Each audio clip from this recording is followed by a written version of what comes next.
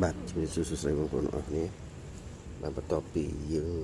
រើកន្លាតហើយឥឡូវយើងចាប់ដើមចាប់មកកើនេះបាទចាំងភ្លើងមកមើលច្បាស់គីឡូបងប្រុសគាត់បានឆាតមករបស់គាត់អស់ហើយហើយសាប់ស៊ីឥឡូវគាត់ឲ្យកំង1គីឡូទៀតបាទអញ្ចឹងយើងរៀបចំដាក់ឲ្យគាត់ហើយទៀមចេញឲ្យគាត់ហើយបងប្អូននេះបាទដាក់លហុង3ចំណិតឲ្យស៊ីដែររហុងមិញពណ៌ដាក់ចំណីឲ្យវាពេលគាត់តេមកឥឡូវចាប់ដាក់នឹងចំណីនឹងឲ្យទៅបណ្ដោយ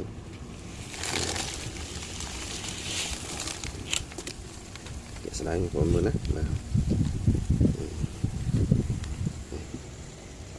សូមខ្លាំងសបកនោះណាមិនដាក់ទៅឲ្យគាត់អូខេអរគុណច្រើនមកសម្រាប់ការគ្រប់គ្រងបងប្អូនដែលមានតម្រូវការអាចចូលមកណាបាទឥឡូវនេះចិញ្ចឹមក្នុងស្រុកបាទចិញ្ចឹមឲ្យកូនខ្មែរយើងផ្ទាល់តែម្ដងធានាបាទចិញ្ចឹមអត់មានថាខ្លាចប៉ះពាល់ដល់សុខភាពសត្វចិញ្ចឹមរបស់បងប្អូននេះព្រោះអីគោលដៅរបស់ខ្ញុំគឺចិញ្ចឹមស្រាប់ហូបទេ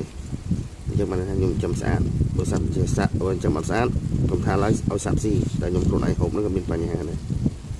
អូខេនឹងវីដេអូនេះគឺមានប៉ុណ្ណឹងចេញទៅផ្សាយគាត់នៅវិរៈមិនថាខាងទីមានជ័យបាទអរគុណច្រើនបាយបាយ